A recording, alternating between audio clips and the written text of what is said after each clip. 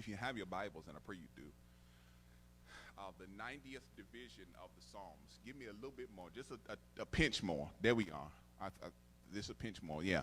The 90th division of the Psalms, starting at the 12th verse, just one verse of Scripture. The 90th division of the Psalms, starting at the 12th verse. And the Scriptures read upon this accord, the 90th division of the Psalms, 12th verse, reads on this accord.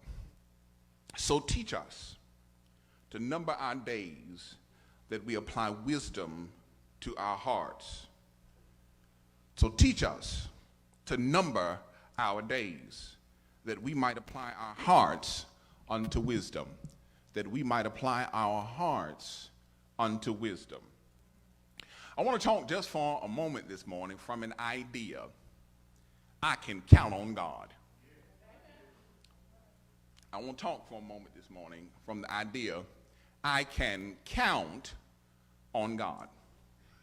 Brothers and sisters, friends of the divine, we are living in a moment of trial and transition. This moment, 2021, is a moment where we are facing the myriad of opponents, spiritually, physically, mentally, psychologically. And all of these opponents have converged in a single incident and event called the pandemic. The pandemic has caused our collective republic, our body politic, to panic, seized at the thought of the interruptions to our daily lives. It is through that panic of the pandemic that we have seen the very worst of ourselves. Through the panic of the pandemic, we have been given to bouts of delusion, exposed to the pervasive cruelty of humanity, and given to the throes of poor decision-making. In the panic of the pandemic, the reasonable has become unreasonable. Common sense has become uncommon, and wisdom has become elusive. The panic of this moment has caused many of us to fill the holes of the unknown with yarns of conspiracy. Instead of seeking out truth, we have retreated to bouts of fiction and fantasy. The panic of the pandemic has caused the anxiety, such an anxiety that people have been given to bouts of mass hysteria, unable to recognize that which is known versus that which is unknown. Instead, they simply supplant fiction and myth. Psychologists say that when the brain is unable to decipher the information before it, it will create that which it cannot comprehend. So it is to make sense of what we're facing, we will create a narrative that is intellectually digestible, a story that helps us cope. In the absence of information, we will craft an antidote that supplants that which we cannot see. When we can't see in the dark, we will create monsters in the dark. When we don't know what's in the waters below us, we will create Loch Ness monsters. When we don't know what hides in the forest, we will create Bigfoot. When we don't know what's in the skies above us, we will create UFOs. And so it is the absence of information. Our minds will begin to craft, manufacture, and create information that supplants, replaces that which we cannot see. Panic will lead you to delusion, cause you to make some stuff up, make some things up that are not there. Believe things that are too grand to be true. The truest lies when the truth is right in front of you. And it is at this moment, and we are having mass scale delusion. We don't want to believe what's before us. We don't want to believe the direness of the situation. We want to believe that we can simply go back to life as it was, life as it used to be. And so we have begun to conjure, create, and craft a mythology about COVID that is simply not true. A mythology about the disease that's simply not true. We say stuff like, well, it ain't that bad. Surely it can't be that harmful. Oh, it's not a problem. We can go back to doing what we were doing before. We are creating a mythology that is easier to digest than our reality. It's easier to believe the big lie than it is to believe that you voted for a narcissistic megalomaniac twice. It's easier to believe in stolen elections than it is to believe in engaged democracy. It's easier to believe that Mexican caravans are coming to steal your jobs than it is to believe that refugees are coming to America because of 2 centuries of exploitation of the global South. It's easier to believe in the welfare queen trope misapplied to black women than it is to believe and face the truth that the vast majority of people on welfare are white women. It's easier to believe in the persistent criminality of the black body in counter-distinction to white folks dying from opioids year by year. It's easier to believe in the mismanagement of Haiti than it is to believe in international isolationism and exploitation. It's easier to believe in black underachievement than it is to believe in under-resourced schools, communities, and underpaid people. It's easier to believe in the lie because a lie makes you believe like you don't have to face the truth. Researchers have found some interesting information concerning misinformation in our society. They've discovered that just 12 people are responsible for the bulk of misleading claims and outright lies about COVID vaccines. These lies are proliferated on Facebook, Instagram, and Twitter. The disinformation dozen uses the subversiveness of fear and our inability to care for one another in real and tangible ways as back channels to spread what can only be considered as dangerous lies. Last week in passing, the President of the United States was asked about the pervasiveness of misinformation culture on Facebook. His response was, COVID misinformation is killing people. Through no uncertain terms. He says what many people in ICU and hospital rooms around the country are discovering. Misinformation is killing people. Misinformation is the purposeful and willful deception, perversion, and falsification of data in order to mislead. And what we are facing at this moment is, as a nation, is the willful, purposeful, and pervasive attempt to deceive and disinform on a psychological, intellectual, and spiritual level. This attack has co-opted and perverted the truth in an attempt to mislead a nation that is in need of truth and trust. This is an attack that has impaired us physically. More than 600,000 people plus have died from COVID. It's an attack that has affected us psychologically. Can I just stop and say the new statistic is 1 in every 555 black people have died from COVID? A year ago, it was 1 in every 1,000. A year later, in July 2021, 1 in every 555 black people in America have died from COVID. I just want us to let that sink in.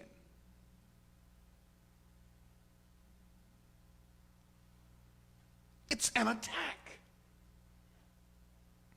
An attack that has affected us psychologically.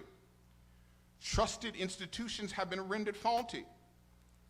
Conservative political leaders have been shown to be untrustworthy. It has crippled us spiritually, as neighbors have become recalcitrant and cold, refusing to care for one another, refusing to wear a mask or social distance or seek vaccination. Misinformation is a plague that has exposed the ideological inconsistency of a nation in turmoil and trauma.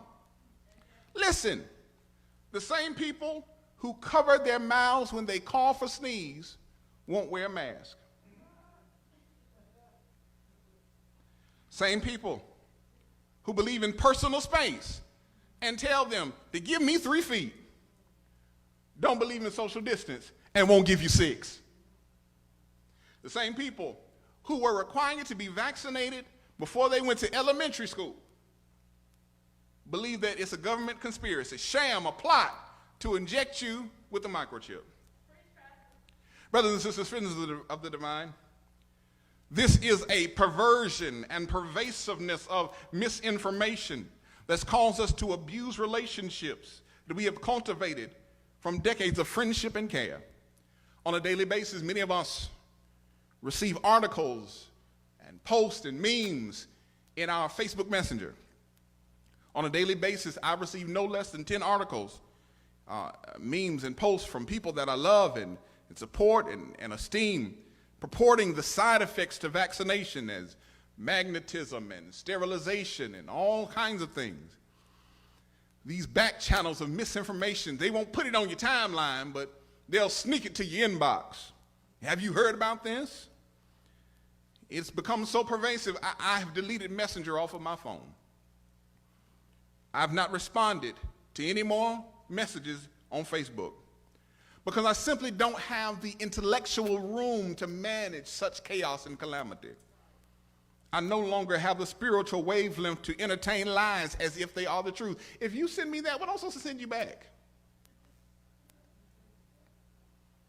I no longer have the capacity to play with things that have killed 1 out of every 555 black folks.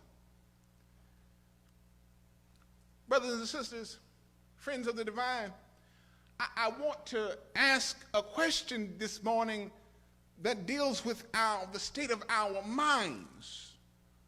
Why are we so susceptible to misinformation? Now, I imagine that everybody who is sharing this space with me, and everyone that is online has had to do a research paper.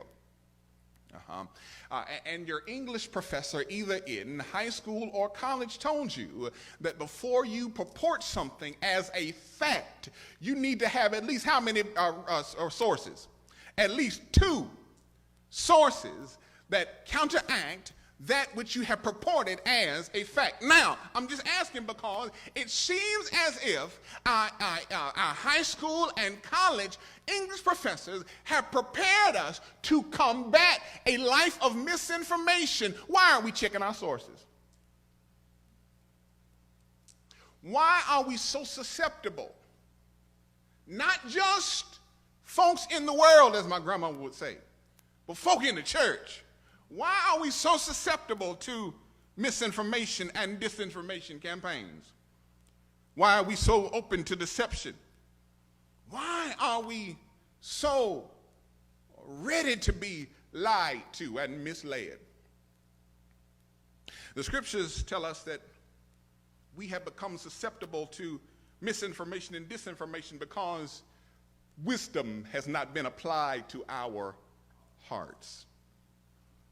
Psalmist bears witness to spiritual truth with the tactile and tangible repercussions and real-world implications that we will be susceptible to misinformation when we do not cultivate a wise heart. It is the wise heart that understands that not only the information before us, but the implications of the information. Wise hearts are able to distill fear and move forward in faith. Wise hearts are able to confront panic and pursue peace. Wise hearts are able to search for the truth and shun deception. Wise hearts employ compassion, not cruelty. Please understand, wisdom is not the accumulation of information, but wisdom is the deployment of what you know. Wisdom is not what you know, but it's how you use what you know.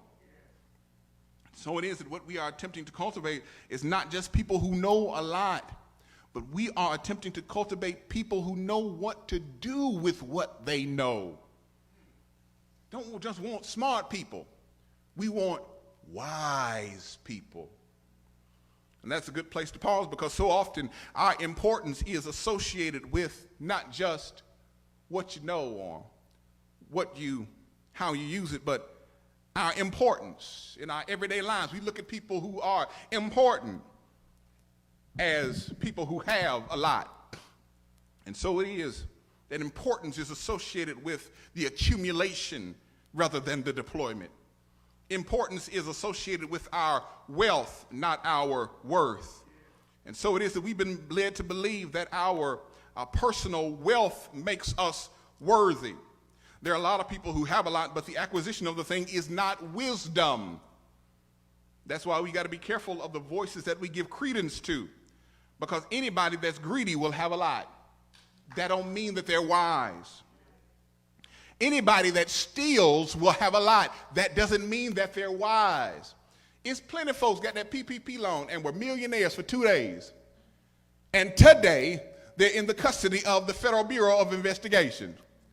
Just because you have don't mean you're wise. Anybody that's selfish will have a lot. Excess is not tantamount equal to intellect. Just because Elon Musk has $1 billion doesn't mean he's smart.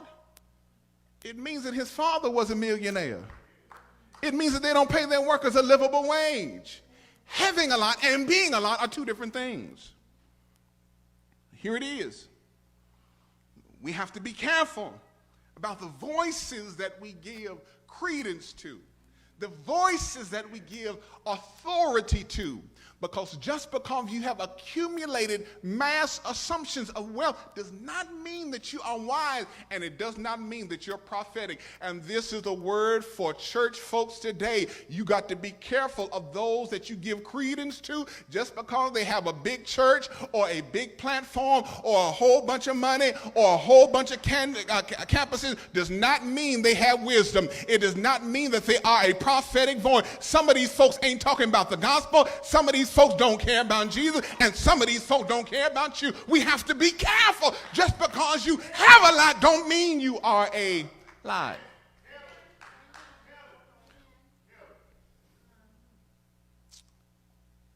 Wealth and worth are two different things.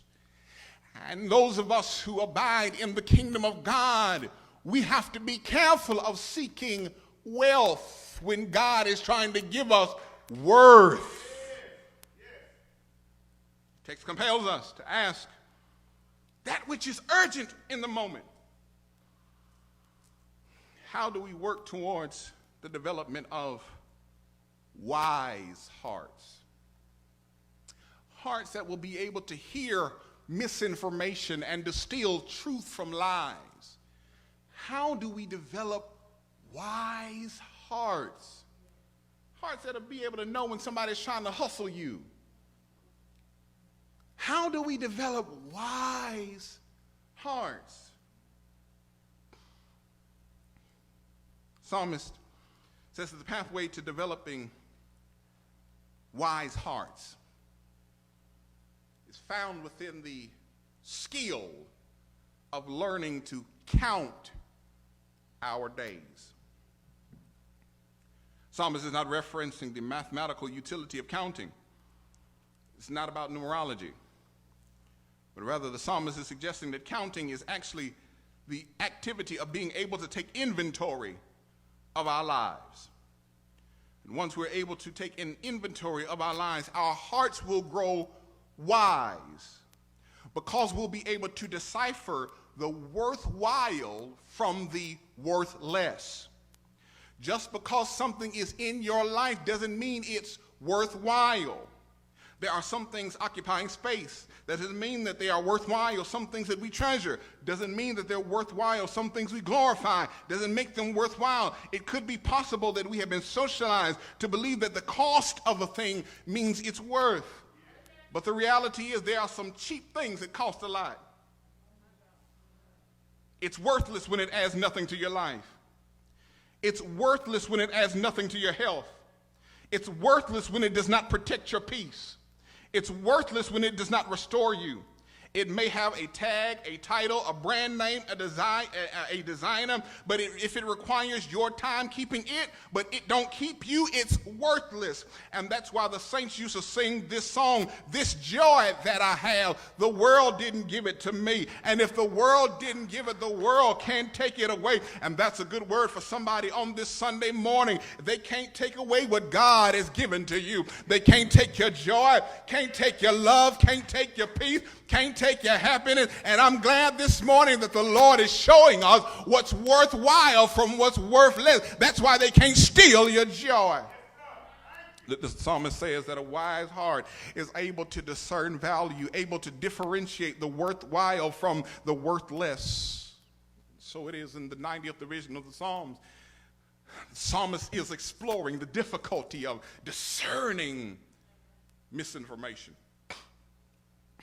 In the 90th division of the Psalms, the spiritual component to the historical account of Numbers 13 and 14. In the book of Numbers, chapter 13, spies are sent to Canaan, and while they are in Canaan, they do a feasibility study to determine if they can have everything God told them they could have. They're in Canaan doing a feasibility study, trying to decide and distill if there's a life beyond this nomadic existence. They're in Canaan trying to decipher if there is community beyond chaos or families beyond fractures. They're doing a feasibility study in Canaan to test whether there is a life beyond the brokenness that they know. They're in Canaan trying to figure out if there is a life past bondage, past slavery, and past oppression. Please understand they're doing a feasibility in Canaan to discover if there's a life beyond the only life that they knew. Brothers and sisters, friends of the divine, this is about more than just milk and honey.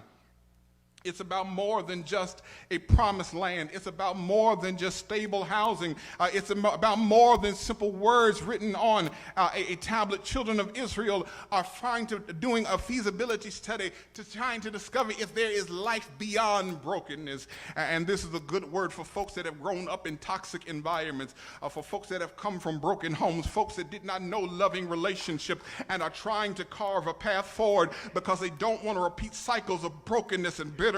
This is for folks that come from dysfunctional stuff and don't want to go back to where they were. This is for folks that are saying that I won't go back to a life that tried to kill me, tried to kill my spirit and kill my hope and tried to kill my joy. This is for folks that say I cannot go back to where I came from. And there ought to be at least somebody that can declare there is a life beyond my history, beyond my damage, beyond my regret, beyond my trauma, beyond what broke me. And I'm trying to go beyond what broke me. I'm trying to go beyond what hurt me. I'm trying to go beyond what tore me apart. I'm going to live beyond what's broken. And there ought to be at least somebody in here that can declare, I'm coming to live beyond what's broken. I'm coming to live beyond my tears. I'm coming live beyond my hurt.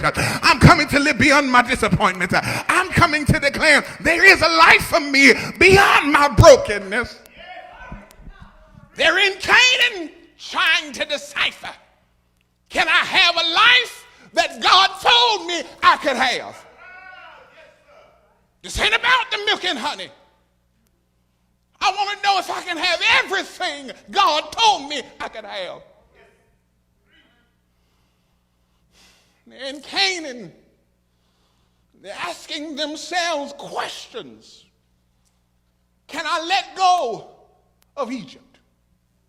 And this is a good word for somebody in here today. You got to ask yourself the question, can you let go of Egypt? There are some cycles you need to ask yourself. Is it time to let go of? Is it time to let go of Egypt? Is it time to let go of the toxicity? Is it time to let go of the pain? Is it time to let go of the disappointment? You've come all this way.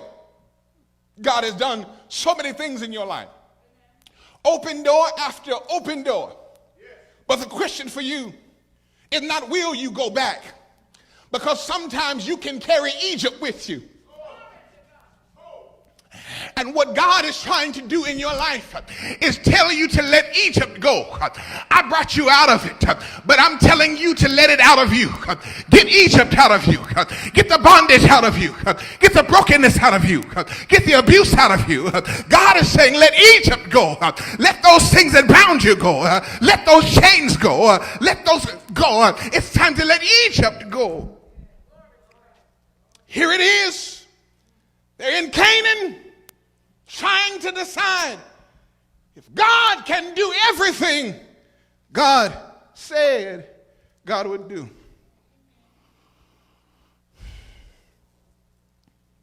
Watch this. 12 spies were sent to Canaan to decipher the possibility of life beyond brokenness. 12 were sent to decipher life beyond bondage.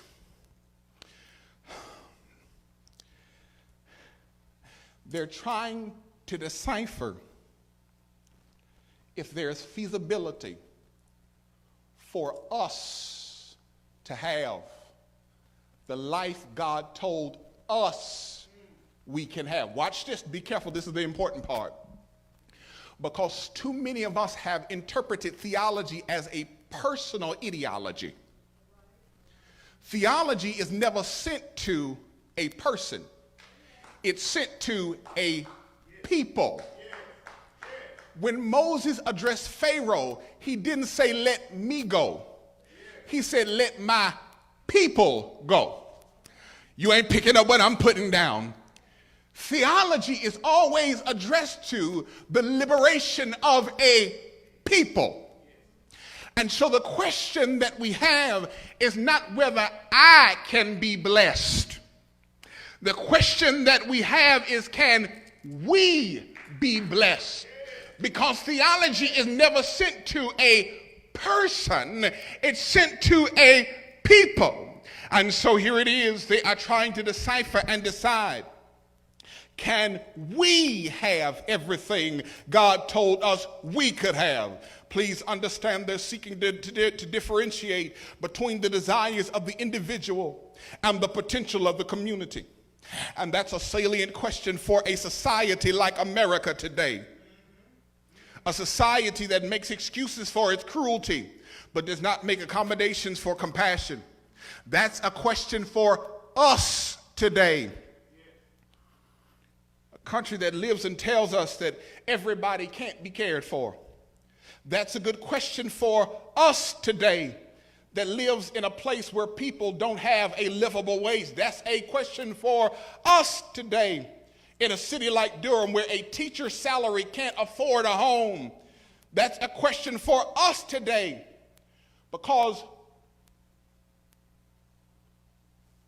I can't be blessed if we aren't blessed. I want you to hear me again now. I might be able to be rich, but I'm not blessed. I might be wealthy, but I'm not blessed. I might have excess, but I'm not blessed. The blessing does not come to the individual. The blessing comes to the community. And so it is the question that we're facing in our society is we can have a blessed we or a blessed me, but we can't have both.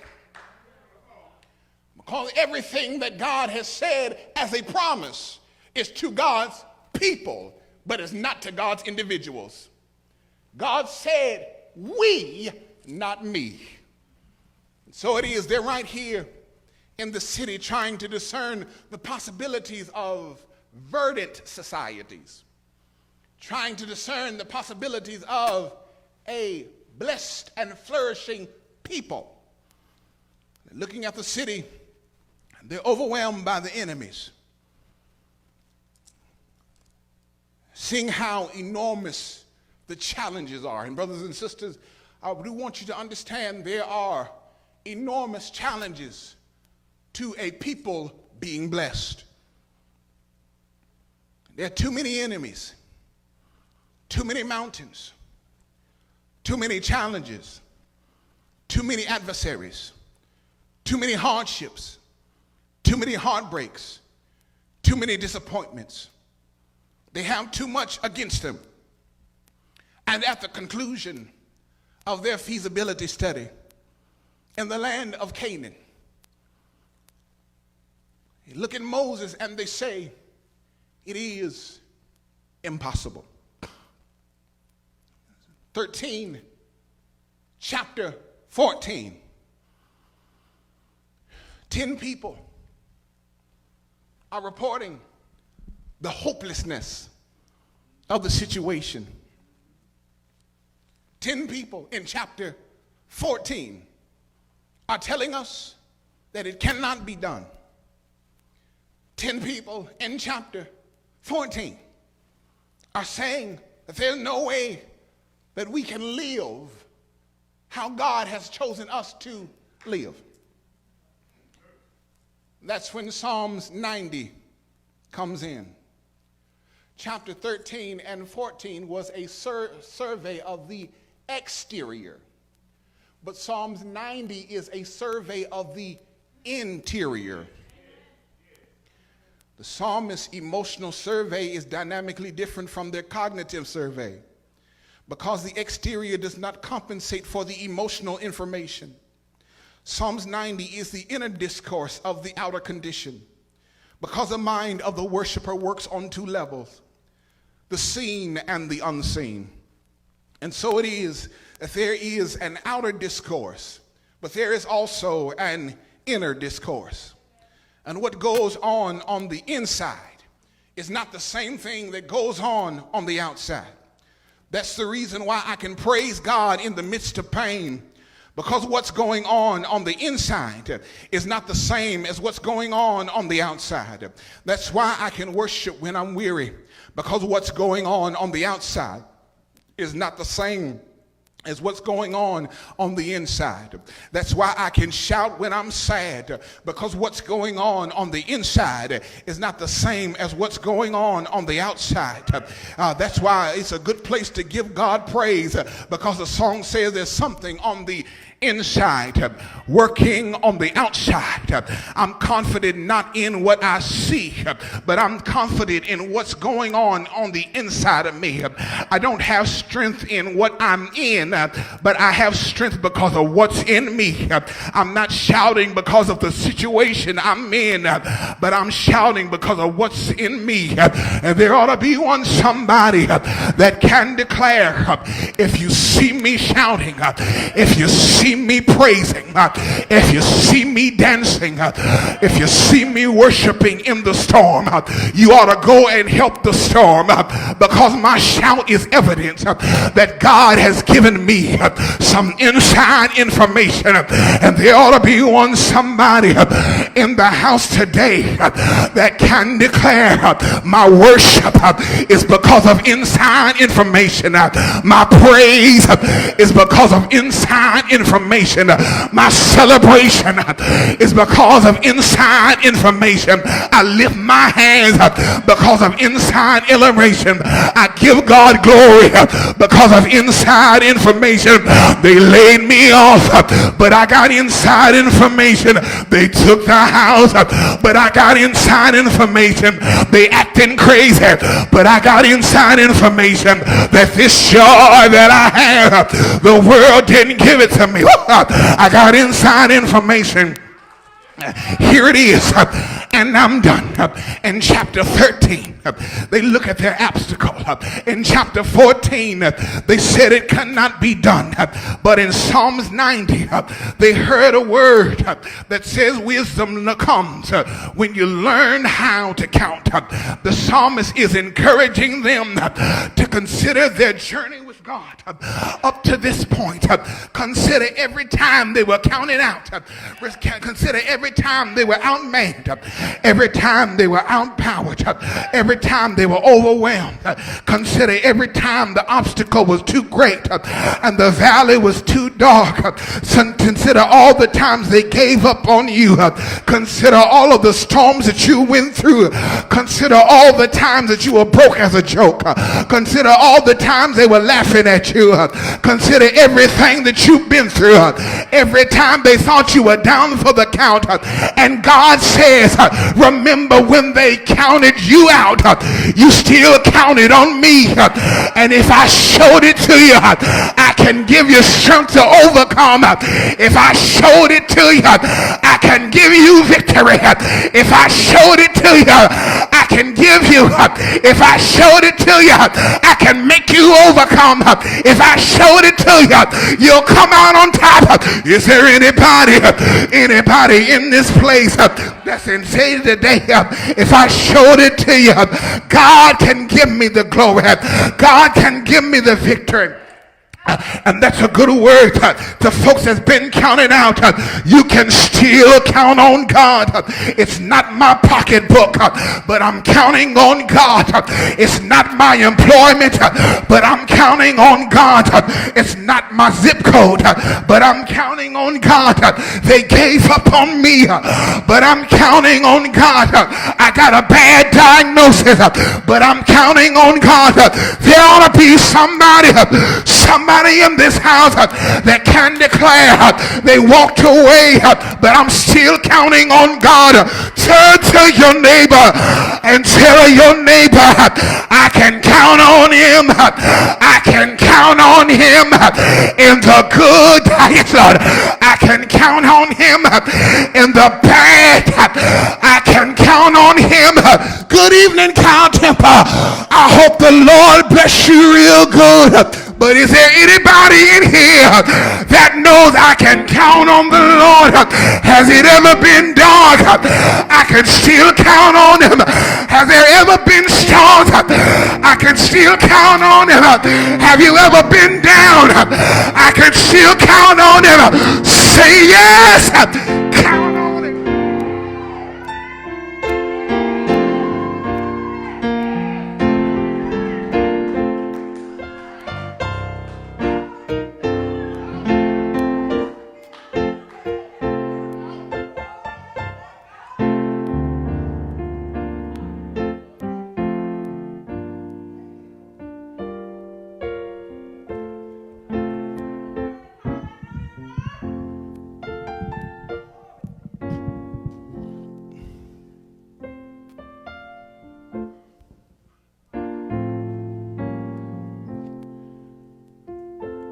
Scriptures have always told us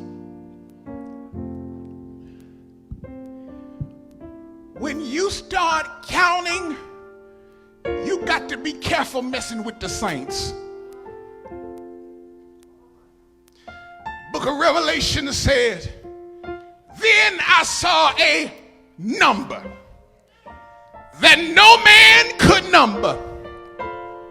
And there ought to be at least somebody in here that can declare, if they think that they got you outnumbered, there is a number that no man can number. And thou be in that number, because if God be for us, who can be against us? I'm counting on God. I'm counting on God. I got new information. I'm counting on God. I got new facts. I'm counting on God. There may be somebody here today. It says with all of the voices that they hear in the exterior,